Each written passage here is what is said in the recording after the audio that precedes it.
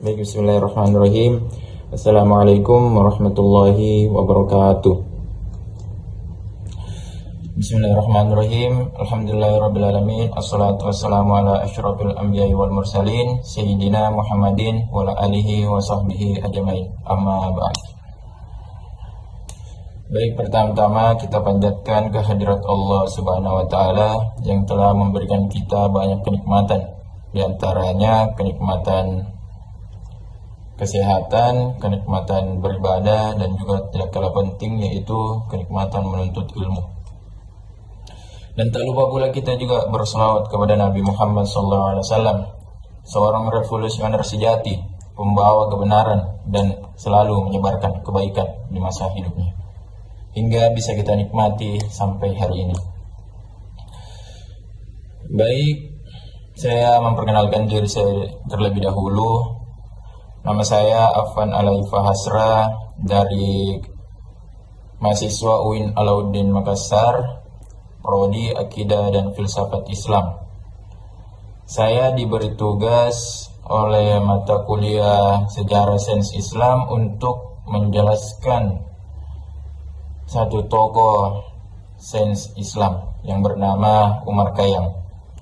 Baik, kita masuk ke biografi Umar Khayyam. Umar Khayyam lahir pada abad ke-11 di Persia atau disebut sekarang negara Iran, tepatnya pada tahun 1048 dan wafat pada 1131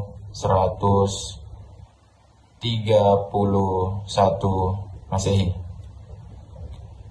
Sezaman dengan pemerintahan Saljuk pada saat Perang Salib pertama. Nah, kita langsung, baik, saya akan memaparkan 5 poin tentang kontribusi dan pemikiran-pemikiran Umar Khayyam dalam pengembangan sains. Baik, saya akan memaparkan 5 materi yang saya pahami dalam pemikiran dan pengembangan sains Umar Khayyam. Baik, kita langsung masuk saja pada poin yang pertama, yaitu pengembangan dalam matematika. Umar Khayyam memiliki karya yang bernama Risalah fi al-Jabar wa al-Muqabalah, di mana dijelaskan bahwa Umar Khayyam menyelesaikan persamaan kubik dan pendekatan geometri, yaitu interaksi antara kerucut dan lingkaran. Ini adalah pengembangan yang sangat besar sebelum munculnya aljabar modern atau pengamatan matematika modern. Nah, itu poin yang pertama, teman-teman. Baik, kita masuk kepada poin yang kedua. Umar Khayyam memiliki keahlian dalam bidang astronomi. Bersama teman-teman astronominya, Umar Khayyam diamanatkan oleh pemerintahan Persia pada saat itu untuk membuat kalender Jalalai, yang bernama kalender Jalalai. Dijelaskan bahwa kalender Jalalai ini memiliki keakuratan yang sangat luar biasa. Dijelaskan bahwa pengamatan Umar Khayyam dan teman-temannya dalam pembuatan kalender Jalalai ini menghitung hari sebanyak 5.000 hari, dan dijelaskan bahwa hanya satu memiliki kesalahan, yaitu hanya satu hari memiliki kesalahan. Dalam penelitian modern, dia dibandingkan oleh kalender Gregorian, yaitu kalender modern yang banyak dipakai pada saat ini, di mana kalender Gregorian ini memiliki pengamatan hari sebanyak 3.330 hari, dan juga hanya memiliki satu hari kesalahan. Itulah pembandingannya, teman-teman.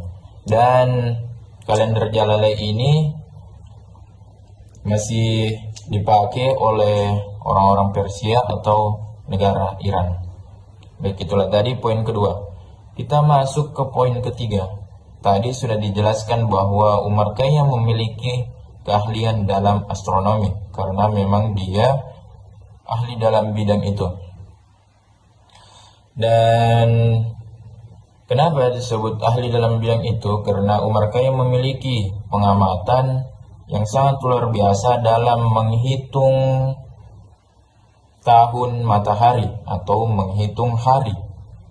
Sebab itu dia dipercaya oleh pemimpin Persia pada saat itu.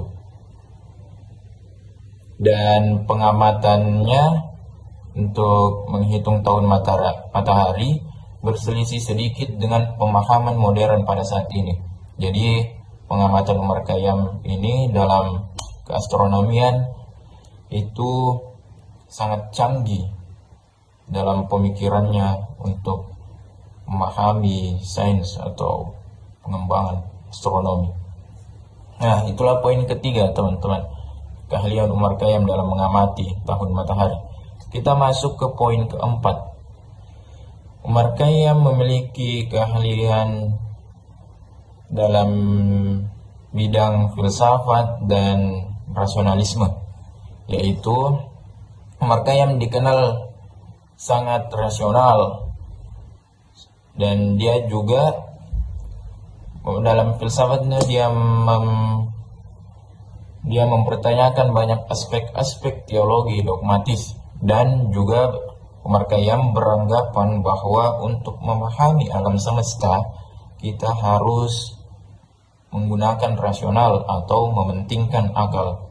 Nah, itulah sedikit pembahasan dari pemahaman filsafat dan rasionalisme Umar Khayyam. Nah, kita masuk ke poin terakhir atau poin kelima. Karya-karya Umar Khayyam banyak diterjemahkan ke dalam bahasa Latin dan memengaruhi pengembangan sains di Eropa. Pengembangan sains Umar Khayyam ini terkenal atau karya-karyanya terkenal di wilayah-wilayah Eropa, bukan hanya di wilayah umat Islam atau orang-orang Persia pada saat itu. Jadi Umar Khayyam juga disebut sebagai jembatan untuk menggabungkan pemahaman sainsnya dan dibuktikan oleh orang-orang Eropa, dan dia dipercaya bahwa dia memiliki kontribusi besar dalam pengembangan sains bukan hanya di wilayah Persia atau umat Islam, dan juga memiliki kontribusi dalam pemahaman sains di Eropa. Nah, itulah tadi 5 poin yang saya paparkan dari pengembangan sains atau kontribusi Umar Khayyam dalam pemahaman sainsnya.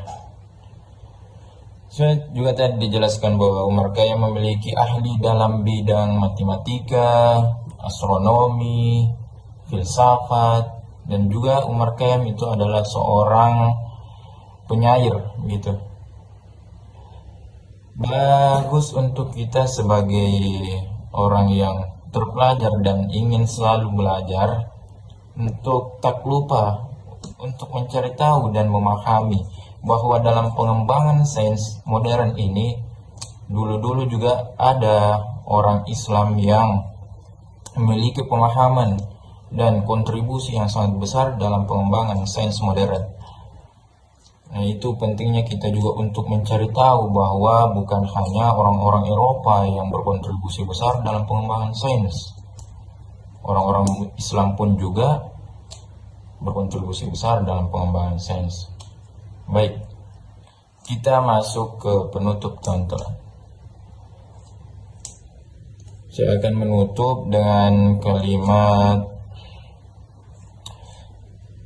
kesalahan dan kegagalan itu adalah guru terbaik.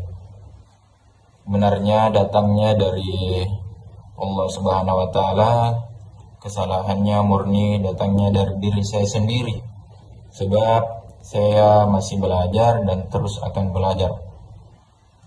Baik, subhanakallahumma bihamdi, asyhadu an la ilaha illa anta, astaghfiruka wa atubu ilaik. Sekian, assalamualaikum warahmatullahi wabarakatuh. Terima kasih.